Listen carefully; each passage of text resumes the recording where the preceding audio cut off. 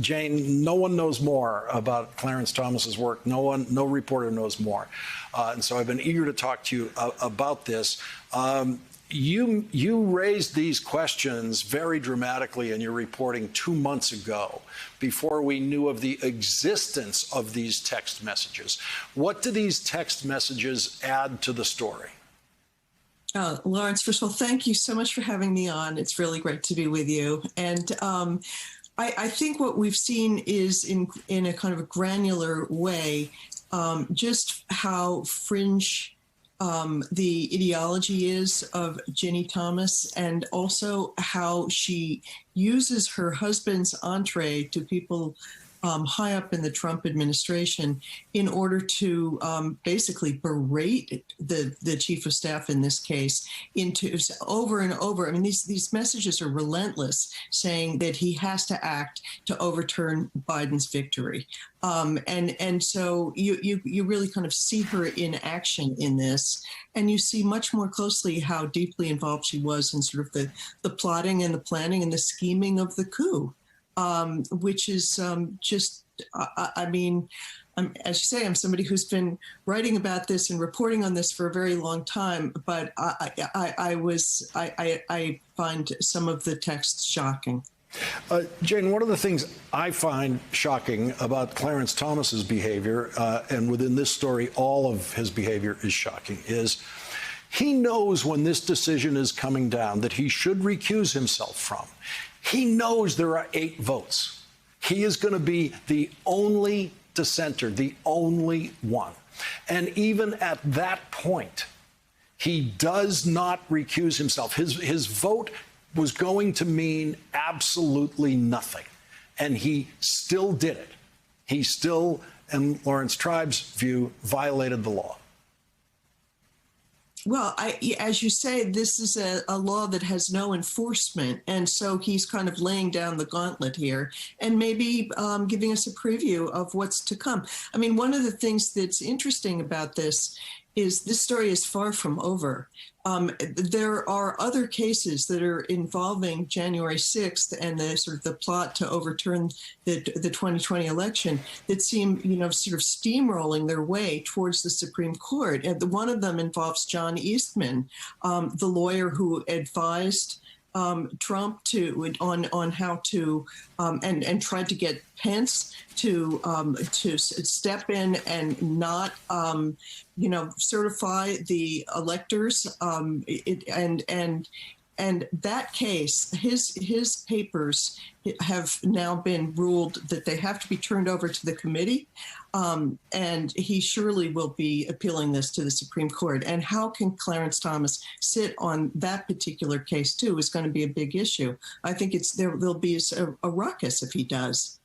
Jane, there's a stunning line on the last page of your reporting 2 months ago in the New Yorker about Clarence Thomas and his wife. And it says, for lawyers involved in cases before the Supreme Court, it can be deeply disturbing to know that Ginny Thomas is an additional opponent.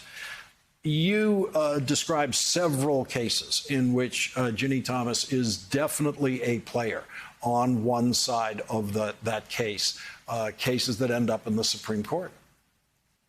I mean, in one instance, she has a business as a sort of a political consultant. In one instance, she was actually paid by a client who had an amicus brief in front of the Supreme Court. So at the time that her husband was considering this case, and the client is Frank Gaffney, while Clarence Thomas was sitting on that particular case, Ginny Thomas was earning over $200,000 from Frank Gaffney, and none of this was disclosed at the time. I mean, these are really serious conflicts, and if you talk to the most sort of revered experts in judicial ethics, they too are shocked right now. And the problem is, as you've said, there's no mechanism really for requiring a justice to recuse other than potentially an impeachment, which is a very far out possibility.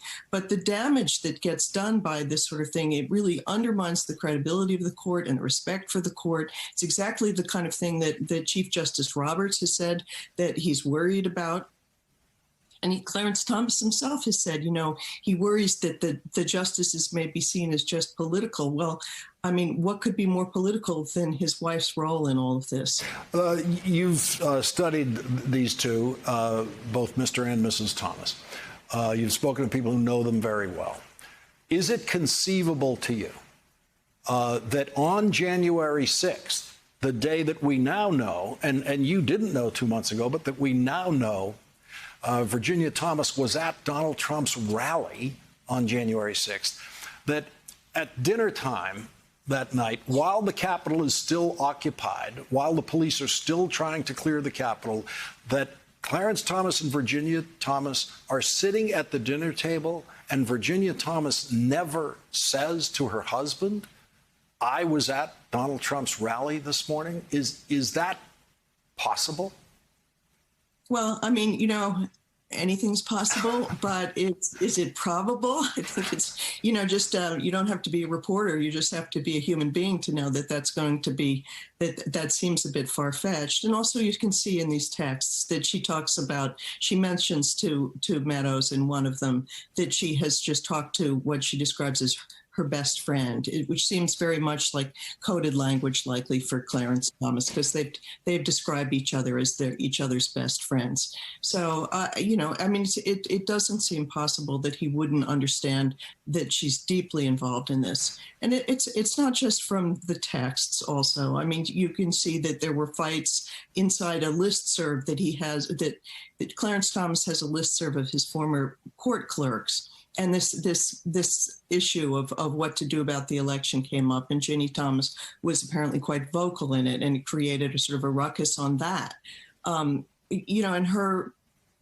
she has said that she was there, and she has gone onto Facebook and sort of kind of cheered on the protests. So, I mean, there are a million red flags here, and there's also some red lines, and they seem to have been crossed.